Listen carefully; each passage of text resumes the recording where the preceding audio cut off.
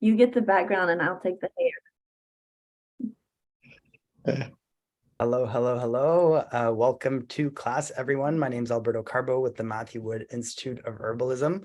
I'm here with two wonderful people tonight, Amanda Nicole and Matthew Wood. The topic of the hour is how herbs speak to us. And this stemmed from an experience that happened several years ago, of course, relating plants that Matthew and Amanda felt they wanted to reminisce about. So if you're new to herbalism, or if you've been following Matthew Wood or Amanda for a long time, this is definitely a conversation you want to check out. And there will be a link in the description where you can go to the Matthew Wood Institute of Herbalism.com as always, to check out all the other things that are going on. But for tonight, how herbs speak to us, Matthew Wood and Amanda Nicole, and I'm going to hand it off to Amanda to set the scene. Yeah. So Matt and I decided I'd start. So I'm so glad to be here with them sharing this story because honestly, I think it's one of those moments that we experience in life that shifts everything. And a lot of times when it happens, we don't know that that's what's happening. So I was a student at Teresa Boardvine School, Green Comfort of Herbal Medicine in Virginia, and Matt had come to spend it was a weekend a month for like 6 months or 9 months with us. And I remember we were all in the yurt. It was about 25 students or so in the yurt. I was sitting in the more towards the back that day, not up close to your rocking chair.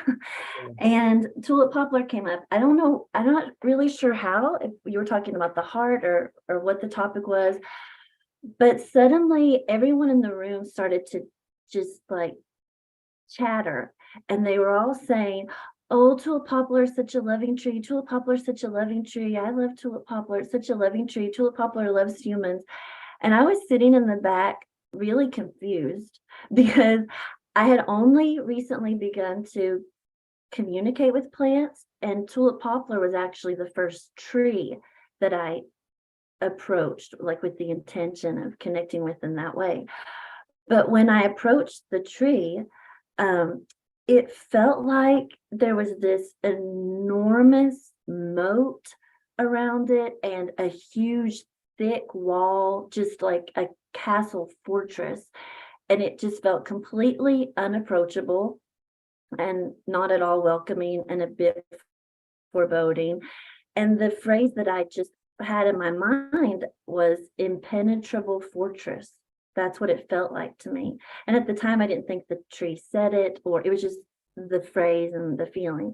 So in class, everyone's saying, "Oh, this tree is so loving. It loves humans. I just love trees. The sweetest tree, just waves to you." And I'm just kind of confused. So I just slowly raised my hand in the back. And then you said, you called on me. You had a question, yeah. Yeah, and I said, I'm getting something completely different. And so I said, I'm getting impenetrable fortress. It's not welcoming at all. And the whole class just like tittered. "Oh, that's wrong." I mean, everybody was mad about it and like it was wrong. And I was just sitting there thinking, but that's what I got. And I mean, I'm sorry if I'm wrong, right? I don't know what to make of it. So the room is upset about this. And usually you're a really soft-spoken person, but you got a really firm voice and you sort of called down the class and you said, "That's enough. It's teaching Amanda something else."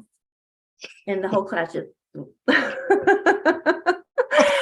I've never forgotten it because that was, well, my son that was around then, he's almost 10.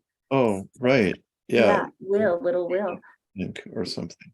Yeah, so it's been almost 10 years ago, and I'll stop, I'll pause. But as you're aware, my journey with Tulip Poplar has continued, and that lesson, that exact phrase, impenetrable fortress, and also it's teaching Amanda something else, have come up for me at really significant moments. So that's how it began for me. And when you said that to me, it gave me permission, really, whether I should have needed it or not, to trust what I heard and to really walk the path that I've walked with the plants and listening. So that's what I remember happening. Yeah, I do remember that some. I haven't mixed up with it yet another experience with Tulip Poplar, but yeah, so well that is true. And really if you have a firm feeling about a plant, you should go with it no matter what everybody else says. And I would say though, even if you were wrong, which I didn't think you were, like it would still be worth, you still got to pursue it in order to like develop your own life, you know. But I think you were right, and you were right for you at least. And it's quite a tree. So I don't know, like it could have many dimensions to it. And actually I always said, even then, I'm sure I said it's kind of for the Marlboro man is kind of my stereotype of the person, kind of tough, dried out, um, and muscular, also rather pitta, kind of a dried out pitta type. And it works really well for them. Well, I mean, the Marlboro man, that's kind of is a fortress. And yet also there's things about the tree that are well, it's a very beautiful tree, that's for sure. And very feminine in a way too. Um, So, but then what does the Marlboro man need, you know? Exactly. And I love that you use the term Marlboro man, because years later, when I was teaching a class and I passed Tulip Poplar, up to that point, I had only experienced Tulip Poplar, like you said, like a feminine energy, so much Yeah, medicine, like morning dove medicine, nurturing, mother wound, all these sorts of things.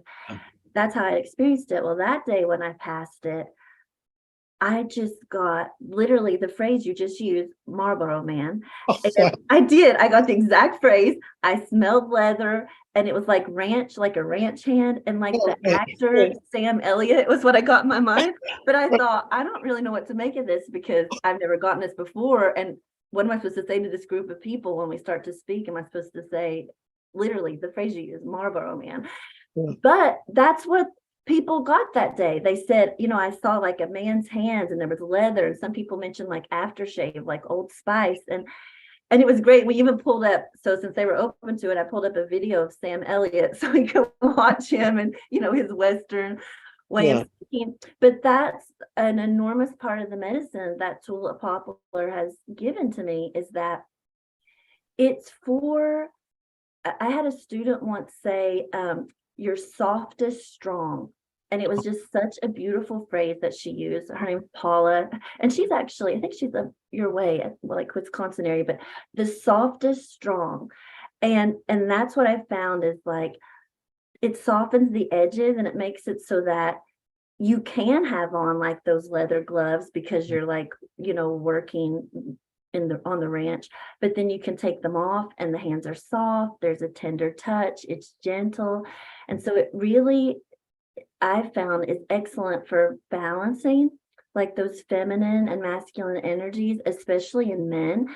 And even though so much of it has been feminine for me, yeah, the number of men that I end up giving this tree to, it's crazy. Even if it's just a comment, like I just meet them at a party and they say something and I tell them about Tulip Poplar, because it's this way of, I feel, supporting men in being strong and having that way, like you said, that sort of yeah, way of being, but then tender approach, yeah, gentle approach, vulnerability, soft, open. yeah, And like you said, it can sometimes be like an armor. And so yeah, the dropping the armor, and that's what it was trying to tell me. And I only realized this, like how slow am I? I only realized this a few months ago, like was able to articulate it, which was the message it gave me years ago. It wasn't actually telling me it was an impenetrable fortress. It was telling me I was an impenetrable fortress. oh, And this is something that I've really experienced with the plants, which is a lot of times when they're speaking, what we receive is like a reflection of us, or the medicine that's something about it is also just for us. And so that's part of what I've offered it for, is to drop the armor and to be vulnerable. Yeah, maybe also on the other hand, maybe it would help grow some armor too, but I've used it more for that softening. I've used it fairly, what can we say, physically, like for the dried out Vata Pitta constitution. And I find when I'm in the West, I actually find myself thinking of it more and using it more. But I don't think that, I mean, that's not where it grows really. I have seen it in Sonoma and Sebastopol and San Francisco, just it's planted. I've even seen it, a friend of mine planted it up in the forest. It was doing okay in a valley where there's water. So, and it's Nevada City, they have a bunch of it planted too. So it's around out there, but it's really a southeastern plant. And it probably gets out to Iowa, Illinois, to the Mississippi at least. But there was one I knew of in Minneapolis, then they cut it down to build a hospital. Oh, It was very sheltered. It was along the river, south facing, surrounded by buildings on three sides, the botany greenhouses and botany buildings of the University of Minnesota. Then they took them over and made them into a hospital. So, which I don't know, I just thought was kind of like, yeah, I don't know, you guys are gonna lose in the end. yeah. Your medical And time. I feel like Tulip Poplar itself is a hospital, you know. Oh, yeah. Really what I've found with it is sometimes I feel like people, they might come for a session, and then when the session's over and I say, I'm going to offer you Tulip Poplar, sometimes I feel like they roll their eyes like, of course you are. Right? But I feel like I've just learned from it just such a full spectrum of what it has to offer, like you said, for the muscles, the tissues, the heart, especially Yeah.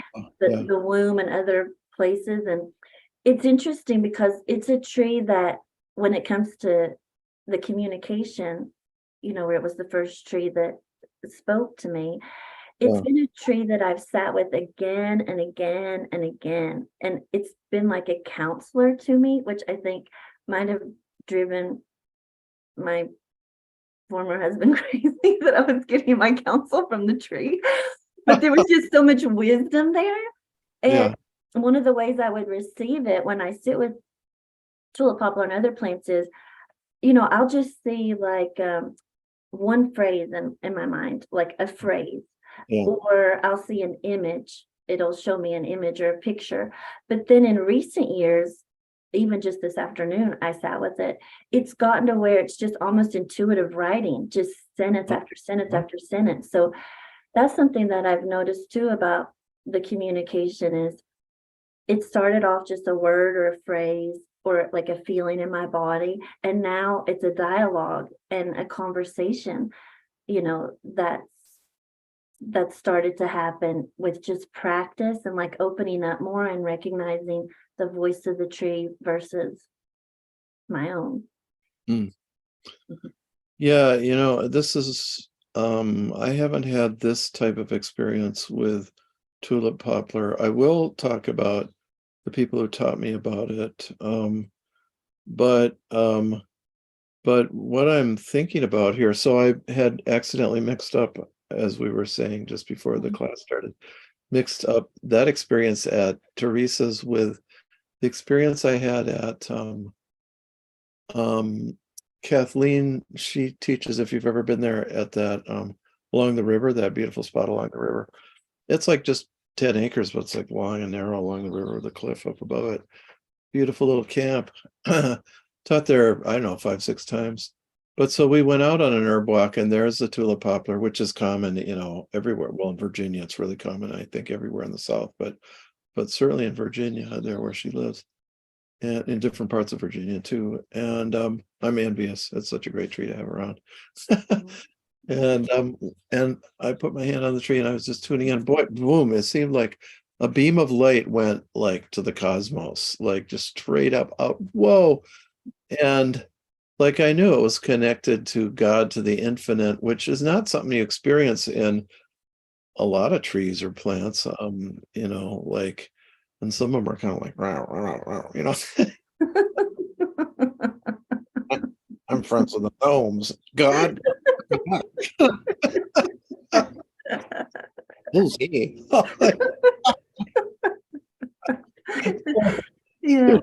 They have all sorts of personalities. But so, like, now I'm just thinking today, I just started thinking as we started talking, I thought, oh, like that's like the soul star, like they say in the New Age teachings, although it's like way more in the New Age. The top of your head is open to God. That's what the Hopi Indians say. And then up, and then it's between, it was long after I had that experience at Kathleen's that I had this experience of that opening up, and boom, I could feel my soul star up there. And like that is where the spirit from way up above, you cannot never get there. It's like infinite. It's like, I don't know, God the Father or the Spirit or something. It's just way beyond. The job is not for you to get there. It's for you to receive your signals. Signals keep on coming down. And that spot up there, 10 to 40 feet up there, is where your soul star is, where they call it, where the soul and the spirit meet and come together. And to my mind, that's the eternal part of us that will survive the death of the body, like to the extent that we internalize the spirit in our soul, because our souls are so, I mean, I know you've had your background with fundamentalist Christianity and you're not so happy with it nowadays, but if there's one thing I believe in, it's original sin. I mean, you gotta be kidding if you think the human race is perfect, or you personally. And so, so much we will leave behind, but our souls are not innately saved or good. We have to do that. We have to follow God and the footprints. We got to follow the little breadcrumb trail, and or the footprints, or the light from above. And so I think this tree tunes into that. And there's also something like very solar sky. It's almost like lightning or something. I don't know. It's the way that it hit you was like lightning. And I mean, you must know, every southerner must know. I mean, I wouldn't hang around under that tree if there was a wind blowing. I mean, my God, those spears of the branches come down I like, know. and they're stuck 2 feet into the ground, like, and it's like, oh my God, like I'm glad I wasn't standing there. And so they are like lightning or something. Boom. So that was one lesson. And then when it kind of showed me that, well, I hadn't put two and two together with the soul star because I hadn't experienced it yet, really. But then when I was done with it, it said, that tree over there, look at that tree, go over there, which was a black gum.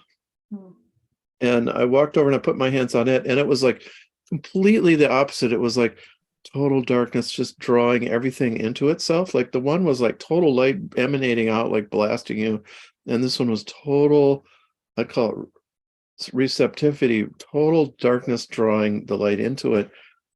And it really was like the tree was showing me its opposite, and yet, I mean, they're trees, I'm sure they're friends, but it was, and I think those two sides are within us. So I felt like that's a tree I could learn a lot more from. I don't live where either one grows, so I collect Tulip Poplar when I can, when I'm kind of, I mean, it gets way above the Mason-Dixon line, but not, gets to zone 5, the upper edge of zone 5. And I've tried to plant it a few times without success. Boo hoo. Well, I remember that story about the beam of light, because when I asked you about it while you were teaching at Teresa's, you mentioned that story to me. And it's interesting because that is exactly how I've experienced it all these years. And even in classes, students will describe it as an antenna to heaven, or part of how I'll talk about it with them is like it supports us in becoming and realizing that we are conduits of the divine light, and like you said, to receive it. And in being with that tree, it helps me to understand, like you said, my divinity, my soul self. And part of what I experience with it is this heaven and earth merging in Mhm. me, like this merging of heaven and earth, and incarnation is a word that comes up a lot.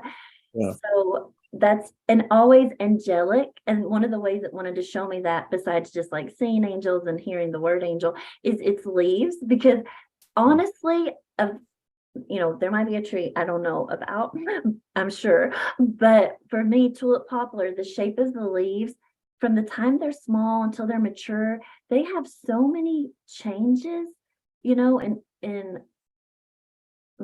how deep the grooves are, how wide they are, that they're showing me bear claws and deer hooves and angel's wings and fox faces. And that's part of how it's taught me about itself, is with those leaves, even about human hands, and or the seed pod and the dagger that's there. I mean, so the flower, the cup, but then sometimes it's a grail, but then sometimes it's a cauldron. I don't know, it's like always wanting me to show me a different part of itself. But the leaf was part of that connection to the angelic realm. And then it's so interesting that you mentioned the experience you had with the black gum, Yeah. because I remember you mentioning that then, and only now I'm making this connection, because what happened for me was the way tulip poplar decided to show me its opposite was the American holly. Oh, wow. And Yeah. so Oh, I've almost, I don't want to be, I'm not sure how to word this. I've, as high as I've gone with tulip poplar, I've gone down with American holly. And they've actually both told me at different times that they're sister trees. But I think part of what they've been wanting to show me, and maybe this is part of what was happening with tulip poplar and black gum for you, is that I have both of them inside of me. yeah. Like, they are both part of being human. And the way they wanted to show it to me was, Holly is divine. It's Trinity, divine love embodied, but it really is like flesh, like be human, be in the flesh. And then tulip poplar's like, angel's wings. But then it's like, now how do you put those together Right. and be here and incarnate? But it's curious to me, because the American holly has been the foil, maybe that's the word, that tulip poplars wanted to use, but also to show me a different side of myself. Well, yeah, this is interesting because you and I did a class on holly. Again, I don't have this within my range, so I have used the English holly or the American holly, or both. I find them interchangeable. Like if you go to a town in the South and you see holly in landscape gardening, it's the English holly, because it's not as dense and it's not quite as like, oh, dark and dense in there. The American holly really is dark and dense. And I read, I don't know that I mentioned this, I found later on, bats will they will use that as their residence if they can't find a cave, because it's so dark in there. And so it is a bat medicine. So I mean, angel wings, and then bat wings. And that summer of 2020, when you and I both discovered it as a tremendous remedy for COVID, irreplaceable, because we were both sick with it, I had 12 bats come down my chimney. I've never had, well, maybe I've had one or two in other years, but one in other years, never two. So it was like the bat people were talking to me, and they're not good or bad. They just are creatures. I've really come to kind of love them too. And they are mammals. So I don't like the reptiles so much, except for the turtle. The reptiles are like cold-blooded. They don't have a heart. They don't have a warm-blooded heart, but the bats do. I mean, so the bats raise their young and teach them how to fly, but they are totally separated off because they've mutated their immune system, just completely different from every other single mammal. So they can host all these viruses in them. And then they're like the, well, this is interesting too. So they're so earthly. They're like the evolutionary grail out of which all the genetic mutations for the future occur and happen, because each time we get sick, we need to adapt, to stress. It's a stress, and we need to adapt and evolve. And these viruses come and they, maybe sometimes bacteria and other things, but they give us new genetics to deal with that. And, it turns out that epigenetics is true and that we actually do change and evolve according to what we pick up. And so the bats are like the cauldron of like earth evolution. I mean, which is astonishing. So they are very earthly, and then the tulip poplar, very, very divine, very above, very heavenly. And I would say about black gum, though, I would say I didn't find it as earthly. I felt it like the darkness of space, like drawing light into it. So it was even darker. It was even less earthly to me.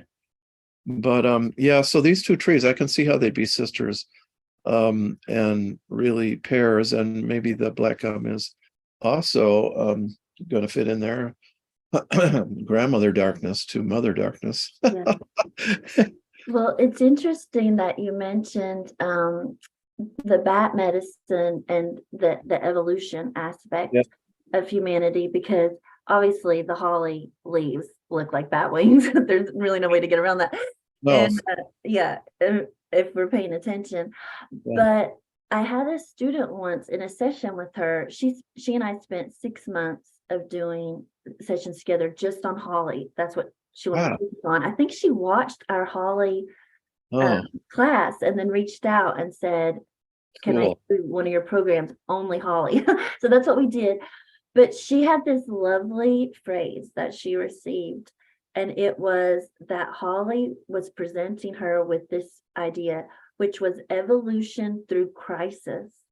And when she Oh, said yeah. it, yeah, I think check. I emailed you about it. Yeah, I was blown away because that was literally what I had experienced personally, but had Yeah. not been able to articulate it. And then it's what we were seeing in the collective, are seeing in the collective, Oh, yeah. to be able to articulate that. But I do want to say, I have been, as I keep sitting with Holly, that there is the phrase evolution through crisis, and that this is part of how we evolve Yeah. individually and collectively. But it has also, maybe in the last year or so, been wanting to show me that there are also other ways to evolve, and that humans are very used to evolving through crisis and through suffering. And this is part of my background, like you said, the Yeah. Judeo-Christian background. We suffer in order to evolve. But part of what Holly's been wanting to show recently is you can evolve through pleasure. You can evolve through joy. And this is part of what it's been wanting to offer Oh, to me. And that's really cool. when we could use that, and I'm all for that, and I say yes, let's make a shift, let's do this. But with Holly, the way that I've worked with it, the way that I receive its communications is mostly through just sitting with it. I really haven't used the essence, although I made one, or drink the tea. All of it has been just sitting with it. And the first time I met the holly tree, that sort of changed everything for me. I mean, I think I said this before, but I could feel it from yards away. It was the most alive, pulsing, vital blood feeling that I'd had. But mostly it's just been sitting. But anyway, that is a message that I really appreciate that it started to offer. And it started to say, let's evolve in a different way. There are other ways. Wow. Well, this is such a movement. See how I first heard about this, or the bat people. So I was like 35 years ago, I've talked about this. I was sitting at dinner with this friend of mine, Priscilla, who was like a very sophisticated, well-educated American Indian, lived in a really expensive neighborhood. And so she was like, she was a massage therapist. She was not your stereotypical Indian at all. She grew up on Red Lake Reservation, which is a tough northern reservation too. And just out of nowhere, she said, the bat people attack the Indian people through their genes. And I was like shocked, like, well, I didn't want to know what she meant, because like maybe she means my people, the white people. Although she taught me so much.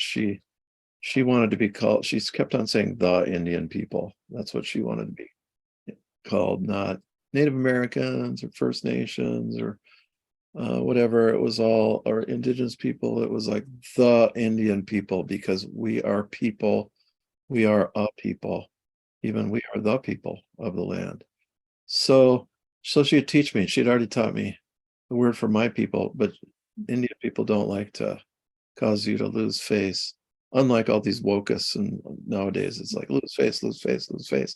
That's their middle name, and so she talked about it like she remonstrated against someone else. She said I had to call him invader, like lay off it, Well, so she said this bad people, and I was kind of afraid to ask.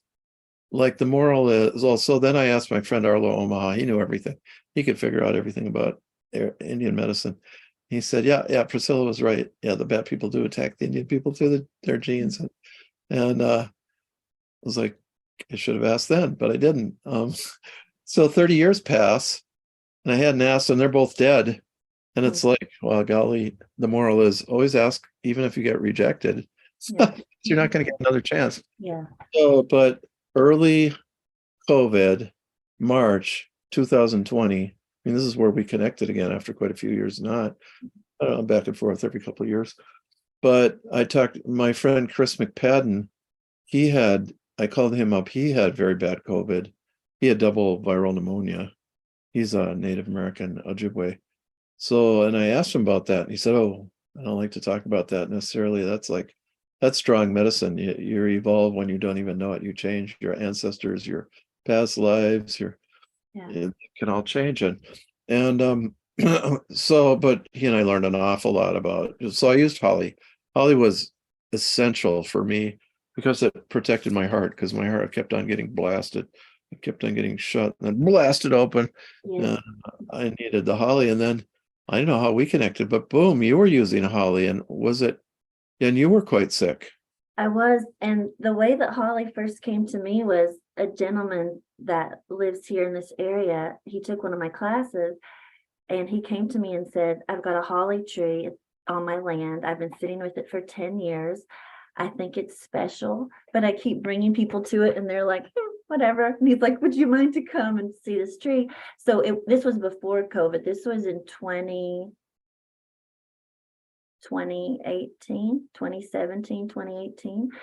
And so I went, and like I said, I saw, like I could feel it from a distance. And I won't go into it because I don't want to like dominate the class with my holly story, because there's so much. But that's when I started to work with it. And what happened was he took me to the tree. I felt it from a distance, this huge anatomical heart. I saw it between the tree and I, pulsing blood. And the very first words Holly said to me, were, you can be juicy. And I was like, excuse me, we just met. But that's part of its medicine also. So there's that vitality and life and juice and the femininity. So, but he took me to the tree. He said, I'll let you sit here. And I won't tell the whole story, but what it said to me that day was, I need a body. And I said, okay, you can have mine. Right? Because I don't think nature's into like informed consent the way humans are. You know, it doesn't lay everything out for you and then you sign on the dotted line. So I said, either that or you were too stupid to reject it. Yeah. Right, exactly. Like I shouldn't. Never again when something says I need a body will I say yes. Right.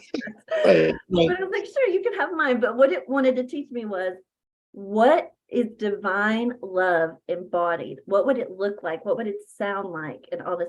And that's when I started to feel it in my heart. And I actually felt the physical like expansion and breaking open of my heart that was actually frightening. And I was with my then husband. I was in the bathroom. He was getting ready for church, and I was sitting on the toilet, lid down, just sitting, and I was like crying, and I was like, what's happening? What's happening? Because my heart was like, I thought it's just gonna break open everywhere. And he had this moment where I don't think he realized it then or now, but the divine can speak whenever, however. He looked at me brushing his teeth and stopped and said, it's divine love, and went back to brushing his teeth. And when he said it, I was like, he's right. But what it showed me was this need for expansion, you know, in the heart. Like we think we're open, we think we're loving, but we can open even wider, you know, this kind of thing. And so then when COVID came and I and I had the sensations I did in my heart and in my chest. It was a part of it. And part of what I realized was that for me, I feel part of what's been happening with COVID as the collective is we do need to open our hearts. Oh yeah. We are constricted. We Yep. aren't able to hold the polarities, which is totally understandable, because part of what Holly helped me see was that the divine love, the divine heart holds all of it. Like it looks down and it sees it all, and it is able to hold all of it inside the divine heart, which is a lot for us. And so what Holly told me was that day at the bathroom when my heart was like breaking, because that's part of how plants will communicate with me, is how I feel them in my body, right? Same for you. Was, okay, we get it. You're not the Godhead. You can't love all the humans this way. So we want you to focus, and we're going to have you focus on one human, and you're gonna practice like and expand out from this. But when I was sick with COVID, like you said, the genetic aspect, I was like just delirious for like almost 2 weeks.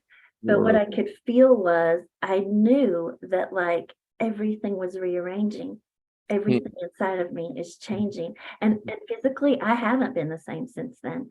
And there were a lot of jumps that were made, like in other ways as well, like dimensions and whatnot. And then just as a quick side too, with the bat medicine, this is a little weird, but That's okay. part of Holly's medicine is attachments. Like, be careful what attaches to you, right? Okay. So Yeah. I say you can have my body. Well, good thing it was good thing it was loving divine, right? But not everything is. Like, discernment is needed. And so what I found was that Yeah, I'm a different one. Oh, hi, I'm the horned snake right? vine. Could I have your body? It's never that obvious, right? Never. Right. So, but I had someone in my life at that time that was like really just malicious, which is part of what the Holly medicine is with Bach flower essences: jealousy, envy, maliciousness. So the opposite of divine love. Irrational hatred. Yes, exactly. And I just couldn't get this separation to occur. I'm not going to tell the whole strange story, but I decided that I would sit down and just try to see this person, just try to see them, to try to understand. And I had someone tell me later, don't ever do that again. But what I saw was that their body down to the waist was just like this, like charred creature, like burnt to a crisp. And like the wing, it was very, I don't want to say too much about it, but just like a beak and the wings, but a bat bird type of look, but very powerful, but very evil. And I just thought, oh, okay, that's what I'm dealing with. So I went on a search for someone to help me. And I ended up with a woman who just came into my life in a certain way. And she came for her own session. In the middle of her session, she stops and says, tell me about such and such. And I was like, this is your session. She was like, no, this is what I do. This is why I'm here. Tell me about such and such. So I did. And she told me, she said, I can handle this for you. And it's interesting to me that you said that they said that the bat people want to destroy the Indian people, because when she handled this for me, what she told me was that what she saw in, on the other side of the veil, Yeah. was that instead of her doing this for me, she saw like this army, I don't know if that's the best word, of Indian women, Native American women coming, and they told her, we'll take care of this. And that she just started to hear like arrows everywhere. And she was like, Amanda, they went to battle for you. Like these indigenous women. And then she came back and said, it's done, it's taken care of. I know that all sounds strange, but it was done. It was taken care of. Oh, and you are part, well, as you say, Cherokee, but I would say, well, Choctaw, yeah. oh, well, I would say, yeah, a little further south than that, because I grew up on that Seminole Res. And you remind me of the Creeks. You look more like a Creek woman than Cherokee or another Choctaw as well. But I could feel it. I could feel my ancestors coming. And it's interesting because you mentioned before, like that's powerful medicine, that you mentioned from Chris, like what it can change. Yeah. And so that's another way that I've learned the medicine of the plants, the communication, like it can come in words, it can come in images, it can come in how I experience it in my body, but it can also come just in my life. I find my life playing out the medicine of the plants. I don't know if that happens to you, but Yeah. Yeah. Not always pleasantly. Yeah. no. Yeah.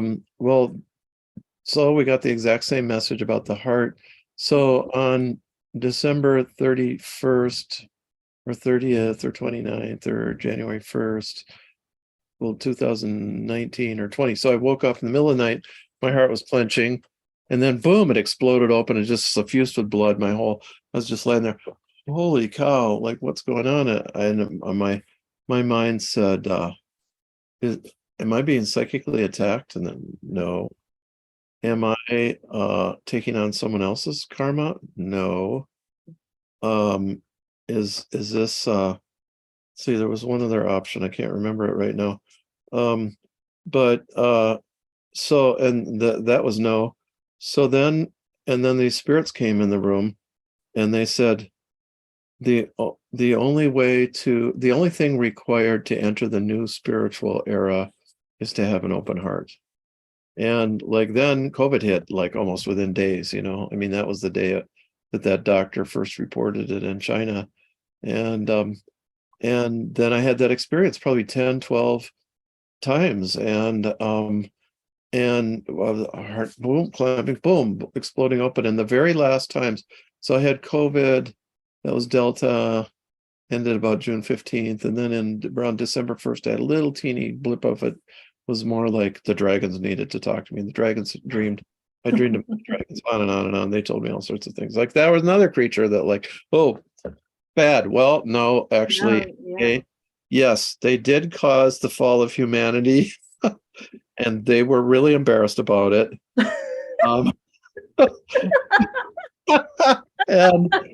And for them to be redeemed, we have to be redeemed. So they're not just unconscious beings. They're not in incarnation except through their descendants, the reptiles. But and that's not them either. They're a little different from all that. But at any rate, so then I had a little blip and I felt the heart, but not much. And then Omicron was quite a bit different, actually, kind of nasty. I did not find anything nice about Omicron, whereas Delta made me dream and dream and dream. It was great that way. But so yeah, the heart opening and evolution, because that's I mean, it's proven that coronavirus was an engineered bioweapon, but like whatever it was part of human evolution. And so and opening the heart and all that. So, and I mean, I always come back to this, like, yeah, it doesn't matter what your soul star says, whatever, what wisdom, this, that, or the other thing, keep an open heart. If your life is a total mess and you can't tell what's true or false, Yeah. and you're like not believing in any religion or God or anything, but you have an open heart, you'll still make it. You will still make it to that place. I love this so much because this is, well, you mentioned dragons and Tulip Poplar's rainbow dragons, and part of how it started to teach me that was showing me a branch it had where all the leaves and flowers were gone. It was just the seed daggers and it looked like a dragon claw. So that was part of how it started to teach me the dragon medicine. But this open heart aspect, I want to read something if it's okay, because I sat with Tulip Poplar today, and that's what it wanted to talk about was open hearts, which Holly and Tulip Poplar, that's constantly what they're wanting me to do. Open it wider, Amanda, make it softer, be more vulnerable. Like, how wide can you open? But I want to read it to you a little bit, and I'll tell you what happened. So with this whole plant communication thing, I'm taking this class. It's eco-philosophy class by this guy, Nathan DeFore, who is just like a gem. Like, he's a philosopher, but he raps well. And so he puts the ideas into these raps and teaches these classes. And so I'm taking this class with him, and he gave us this exercise. It was a group exercise, which is not my favorite. I'm just not a fan of group exercises, and we had to decide how do we define ultimate reality? And if that's our definition of ultimate reality, what are the ethics? And if that's the ethics, what are our policies? And then what are the problems with what we've created? Well, that was like a 20-minute exercise with strangers and a little much for me. So, but part of the class is this idea of eco-philosophy, and he was asking questions about the ideal society. And I was thinking, well, for me, part of the ideal society would, or the new earth, or, this evolution would be that we include the non-human beings in our conversations about these things. We ask them, what do you think we should be doing, here in this place? They're part of our conversation. So I thought, I'm going to go ask Tulip Poplar Nathan's questions and see what Tulip Poplar has to say. I've never done that before. So I just want to, I'll just read you one part of it, what it said today, because it's exactly what you said. I said to it, based on this ethical viewpoint, what it had just given me, paint a picture of the ideal society. And this is what Tulip Poplar gave me. Oh, great. I want to hear this. Right? I'm just like, it's so beautiful. This is what it said. In this moment, you and I are experiencing the ideal society. Right? We are here, right? Together, asking, answering, listening, connecting, present, in the now, here and now. You seek to understand me. I understand you. We desire to know one another. Our hearts are open to one another. You never judge me, and I never judge you. Here in this place, we are one, heart speaking to heart. This is ideal. This is the ideal. Open hearts, open arms, open ideas, open dialogue, open. This is the ideal. Open, bravely, safely, open. And then it goes on, but then at the end, when I said to it, well, what's the problem? What problems do you see with what you presented to me?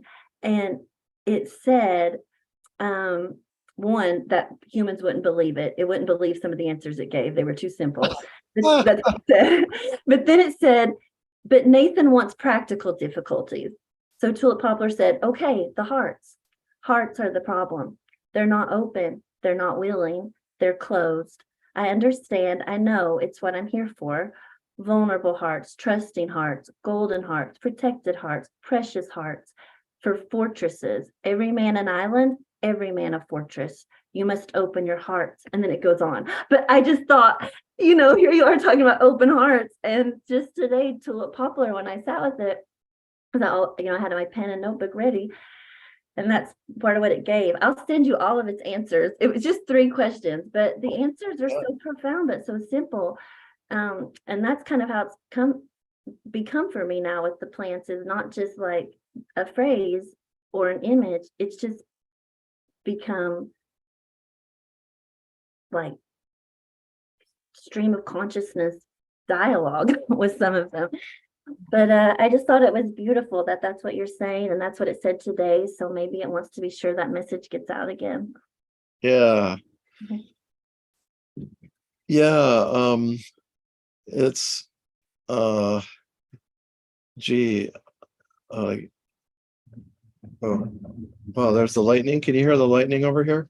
I can't, no. Oh, I'm so glad you mentioned that though, because when you said lightning before with Tulip Poplar, Thunder. I didn't get it with Tulip Poplar, but I got lightning with Holly, but they're sisters. Oh, Kelly. Okay, well, that was thunder. You hear the thunder, you don't hear the lightning. Yeah. But yeah, so what was I got off base there though.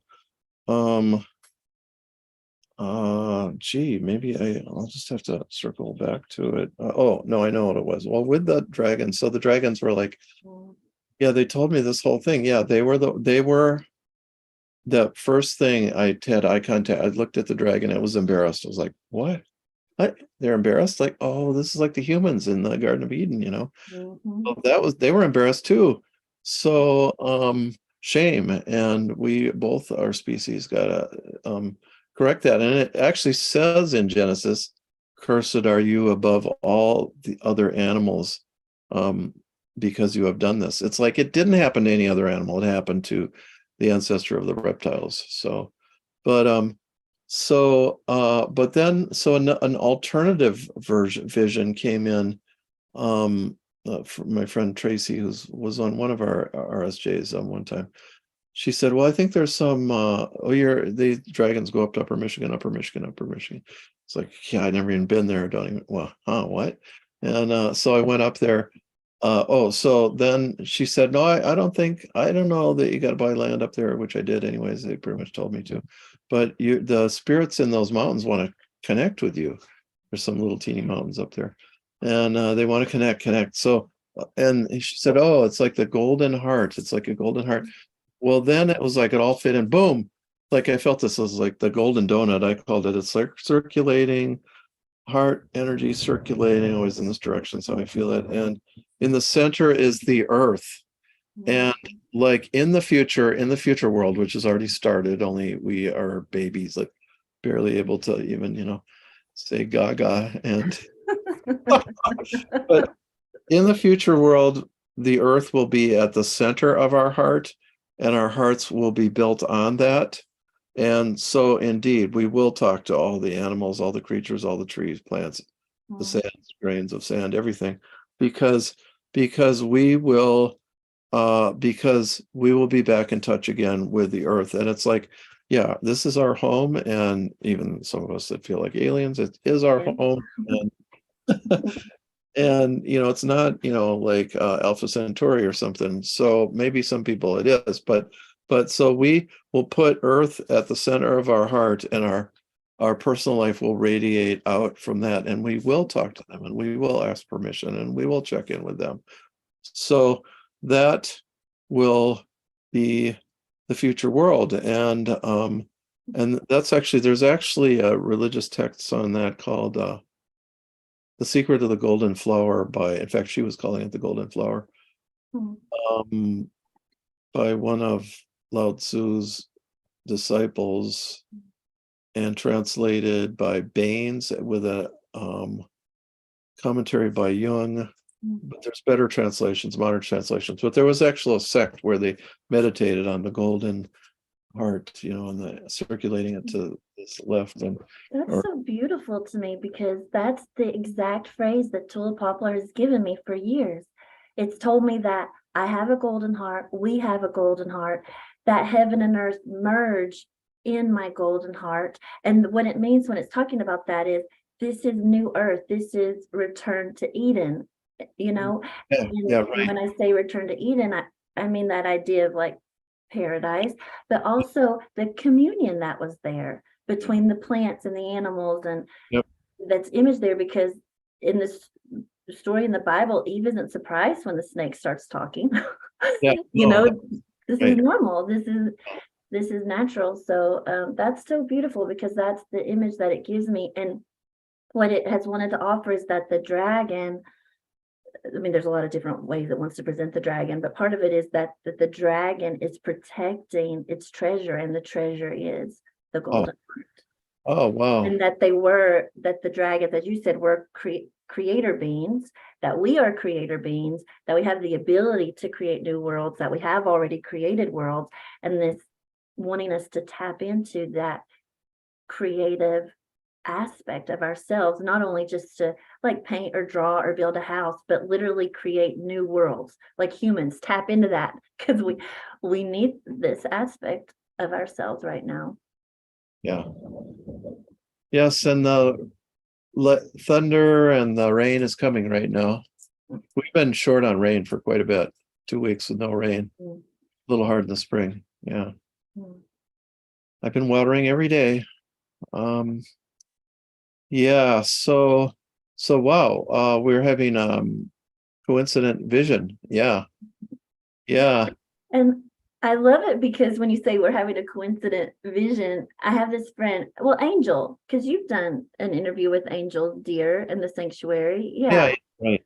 Yeah, and Angel and I have talked about certain things with Tulip Poplar and Bear and Deer, and of course I got what he got, but I'm just in the mountains of Tennessee and the upstate of South Carolina, and he's off traveling to Peru. And but the thing is that but it is what it is, right?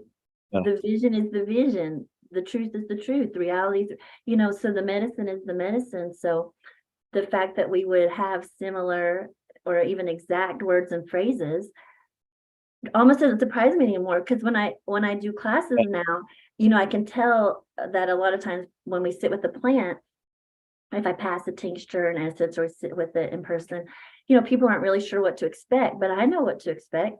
We're all going to, in different ways, say the same thing because medicine is the medicine, right? And sometimes people will use exact phrases and you can tell they're a little timid to share what they got until the person across from them does and says what they said, right? And then they're like, that's that. And everybody's like shocked because it worked. Yeah. Like we actually heard something. But I think that's a beautiful thing. And it's really like, I don't know if solidified is the word, but yeah, but like encouraged, strengthened, solidified my trust in what I hear and what I receive. Yeah. Yeah, it's interesting too. You say return to Eden or to paradise. Yeah. Like actually when I shortened the story slightly, when those spirits came in, they said, and there were three of them, and I've learned that I believe when I see three spirits, that's the Holy Spirit, actually, because that's how it's pictured. The Holy Spirit is pictured down in New Mexico and in the icons. But at any rate, so when they spoke, when they said the only thing necessary to enter the new spiritual age is to have an open heart, the new spiritual age, that was actually my mental gloss over it. While they were saying it, I knew that I couldn't actually conceive of it, and I had to put in substitute words because it was too much for me in a way. I couldn't imagine it. So yeah, return to Eden. So it could be the old spiritual world. Yeah, whatever it is, let's let it be different than yeah currently. It's interesting to me too that you said you had the three spirits come. Yeah. Because the first time I sat with Holly, the time it said you can be juicy and it said I need a body, it was a really full time. I sat with it and what I felt was the heart of the holly tree come and touch my heart, and then that went up and like touched what we think of as like God. And so there was this triangle happening between myself and the tree and the divine, and like love just emanating. But then all of that became the Godhead or the Trinity. Oh. And it was showing me, and I don't have words for it. I just always hope people have the opportunity to experience it at some point in their life. I felt myself completely held in the divine love, in like what we would say is the Trinity, where God the Father, God the Son, and the Holy, they're emanating this love out, and I was held in it. And what Holly wanted me to know was that is my state, that I am always in love. It's just needing to have that ability to tap into it. And that's really was such a powerful medicine for what came after, because what came after was so scary and frightening that it would have been very easy to forget that I was being held in love when there was so much darkness. So it's interesting to me that you had the three spirits, and then I have the experience of the Trinity, like this idea of three as being part of the medicine of Holly and even the nature of things. Yeah. Right from the start, I would say that I have to just wipe off some tools. I left them at the edge of the porch and they got a little bit rained on. I didn't expect this downpour. Holy fuck, you can see. Oh, damn it. Excuse me.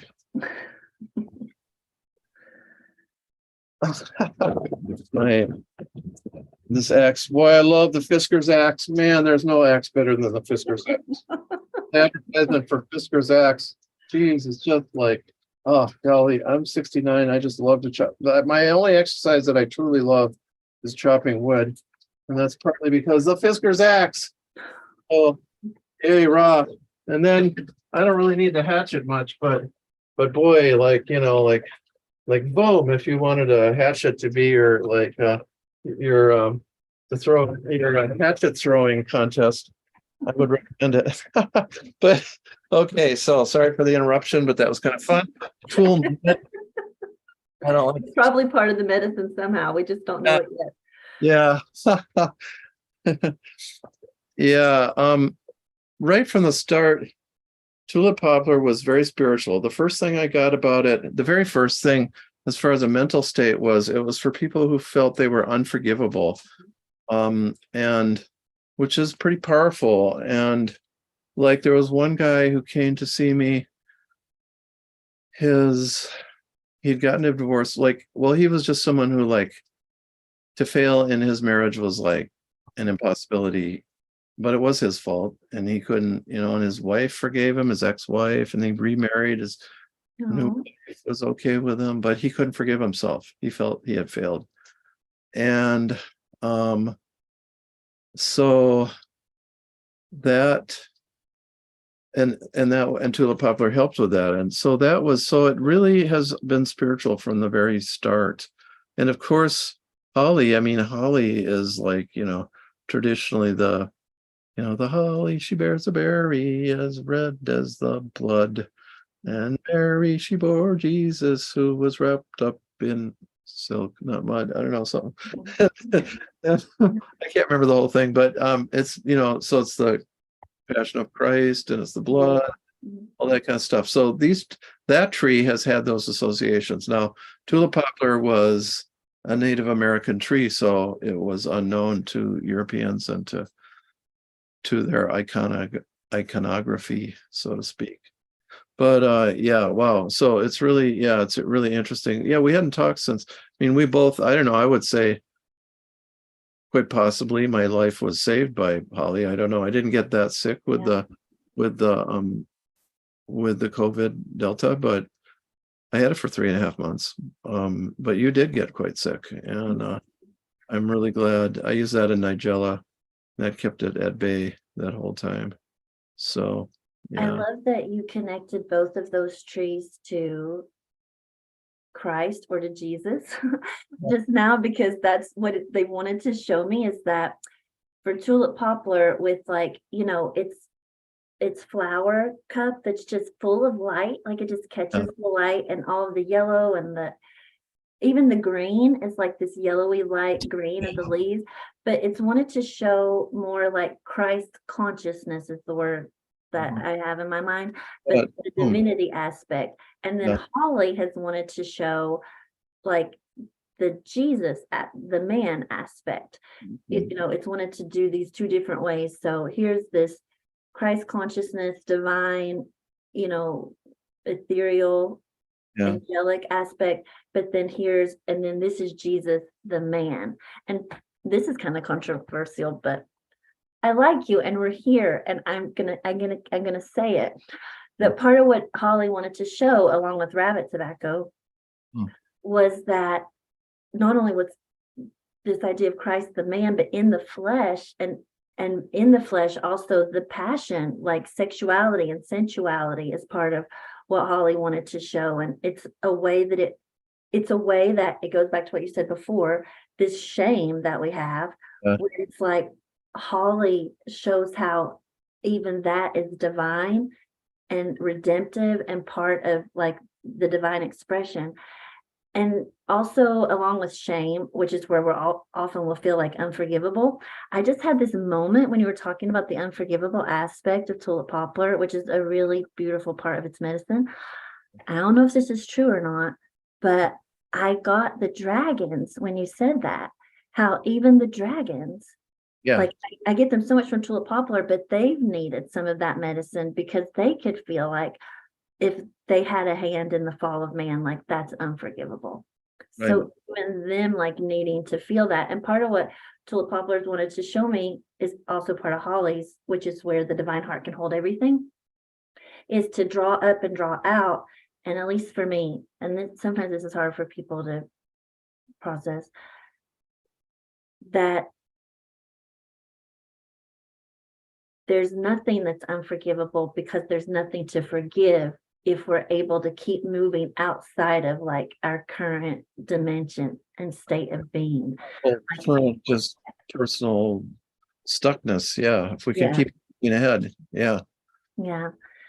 And so these are the things that I've gotten from these trees, like looking at their leaves, looking at their bark, looking at their trunk, their flowers, taking an essence. It's just beautiful how they communicate. Like holly, for instance, with its bark, it just wanted to communicate so much about older bodies, like that, Oh, like wrinkles and sags and knots and, huh, but it's huh. wanted to communicate that the beauty and the sensuality in the human body, even when it's past what we might think of as like when it would have any desire or feeling. But Holly has told me once, as long as there's a heart, there's desire. That's what Holly told me. And not just desire, like physically, maybe for physical intimacy and sexuality, but a desire for life, like to keep that fire like going. Like that's part of what Holly can help do. But it's wanted to show me through its bark that aspect, and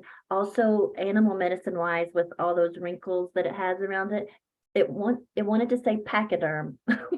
So it's got hippo medicine and elephant medicine and these kinds of medicines that it was wanting to show through its bark. So I don't know, I just feel like every time I sit with these trees or other plants, there's always something that they're wanting me to notice, or that they're wanting to draw my eye to, Yeah, get another aspect of who they are. yeah. Wow. Well, you're an incredible teacher down there in where are you? South Carolina still? Yeah, I'm in the upstate of South Carolina. I'm near Greenville, South Carolina, right near the Western North Carolina border, maybe like an hour from Asheville, like Oh, Clemson University. I don't know if you know where that is, but yeah, so are you in touch with our friend, what's her name? Robin. Yes, of course Yeah, you. Robin's in Anderson. Yeah, so she's like maybe a half hour from me. Oh, well, it must rise uphill then some more because she's kind of still down in the Central Yeah, Plain. yeah. Yeah. So you have a school there, a residency program. People come and study with you. Or is Well, I don't have anything in person where people come and study with me long term at the oh, moment. okay. I've had that in the past. Right now, most of what I'm doing is online, although Yeah. I hope to have people in person again. But yes, so I guess that's what you're wanting me to do now, is say all that kind of stuff. Oh, well, we can say we can keep on going as well, but Oh, he uh, shows up. we don't need to cut off our dialogue, but it just I don't know, came up in my mind. I can share your beautiful website whenever you're ready. If you want to keep chatting, by all means. Yeah, well, I do. I'd love to invite people for what is getting ready to start in June, which is what I call Creative Plant Spirit Residency. That is a virtual offering. Whoa. Oh, yay! That's me, the Liriodendrus. Okay, so here's the fun thing about the plants. That name is from the Tulip Poplar, its Latin name. Yeah, there And you go. but I just felt like we've merged so much that like I'm the human embodiment of the Tulip Poplar. So I decided to call myself the Liriodendrus. And so I've made a lot of shifts to more a creative expression. I'm not as didactic as I used to be. So in June, the creative residencies are starting up. Those are virtual, 4 sessions or 8 sessions. But the thing is it's a way of interacting with the plants to open up our creativity, which is part of the dragon medicine we talked about, with their creator being and creating new worlds. And what the plants gave back to me was honestly my voice. We didn't talk about Violet, but they gave me back my voice. And by that, I mean self-expression, like to write, to sing, to paint, to create, to be, to do.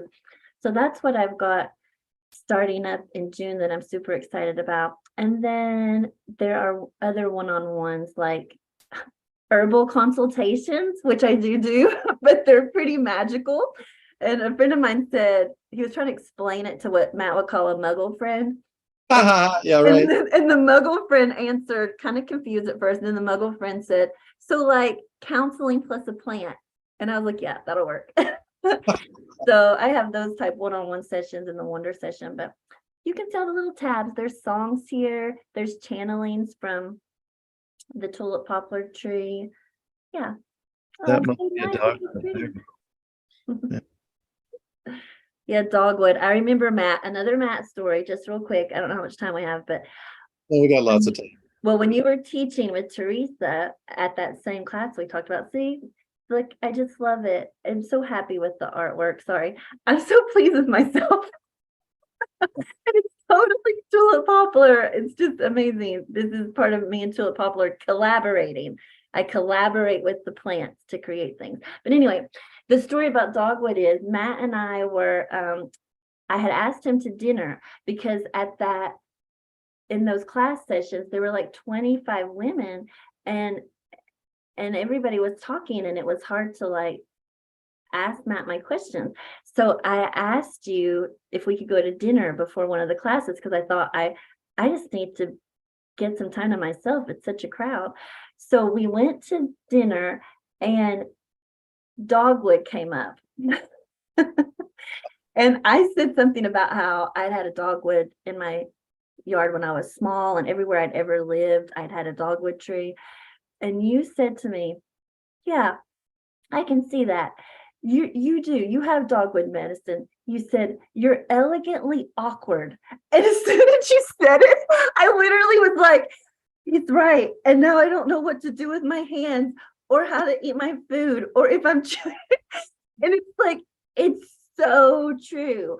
But part of what dogwood came and helped me do since we had that conversation is I am still awkward, but it has helped me like to smooth the edges a little, because dogwood medicine is something I've used for like when we're stiff, like we're stiff in our approach, like to soften it up a little bit.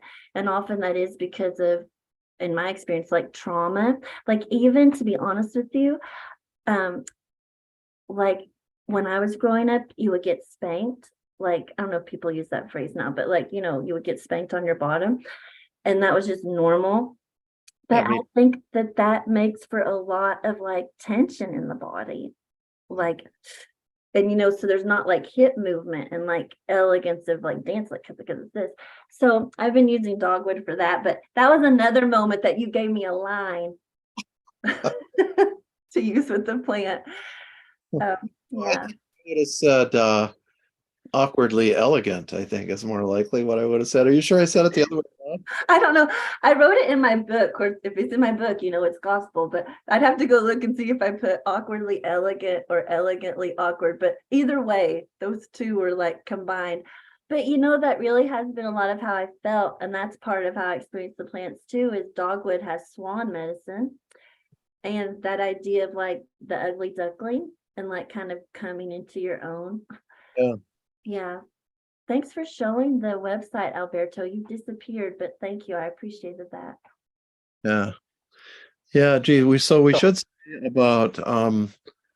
say about tulip poplar that we use the bark or the inner bark. I just go out, there's so many forests in Virginia at least, where there's like 2,000 of them. There's too many really. So you select one and you cut. I usually try to actually kill the tree.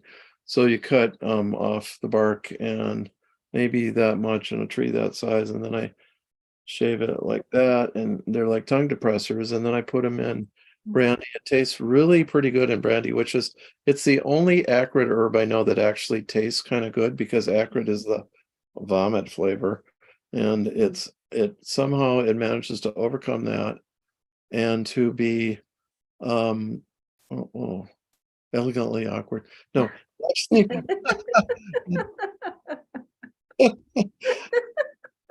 yeah, it's still a little acrid, but it's sweet. It has a sweetness to it. Yeah.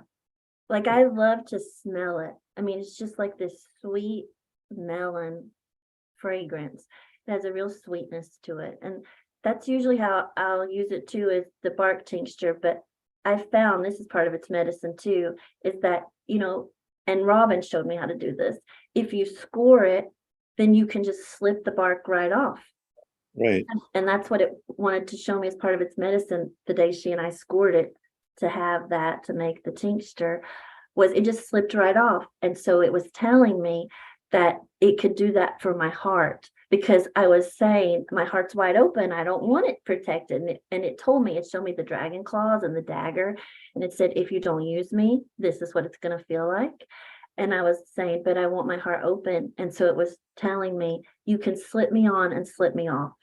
So you can stay soft, you can stay vulnerable, you can stay open, but there are times you're going to need like a shield, right? So we used the bark tincture, but she scored it that day, and it was literally like the shape of like a little shield that we Yeah. just got off.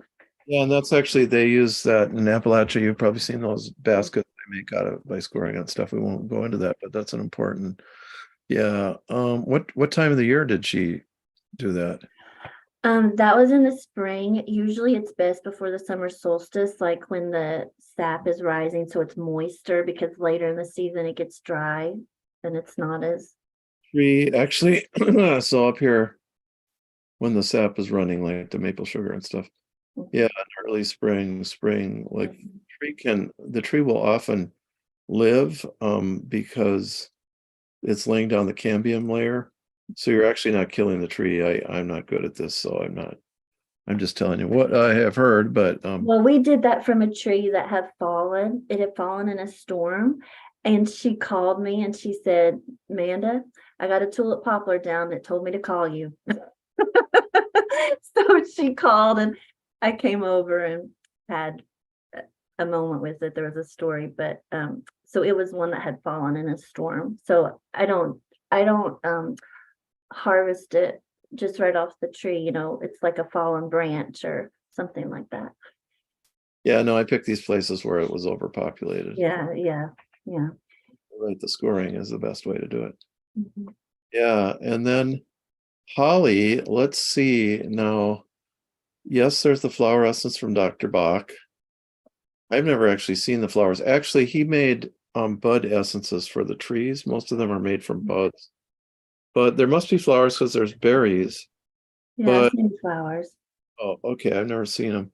I made my tinctures from the leaf. Yeah. Mm. I am very proud, although I've planted Tulip Poplar many a time and it's failed, well, 3-4 times. No, 2-3, Oh. and it's not made it. But I did plant holly. So at Home Depot near me, there was a holly that said zone 4. I thought, what? I don't believe it. So I picked the most sheltered on the north side of the house, because you want your plants that are not winter hardy to like not get all excited and start budding out with the early sun, because they get ahead of time, and then the frost hit. They're not used to that. So I kind of hit it like it was all it gets is like the sun coming through the forest in the morning. Like it's not a lot of light, but that's holly too. But also it doesn't, it's hidden away on the north side of the house, kind of north and east facing. And so it's done okay there. The first year, half of it died, the lower half. Second year, the whole of it made it. I'm not going to let it get too big. I don't know, maybe I'll just let it, we'll see how it goes, but I'm pretty happy having that tree growing.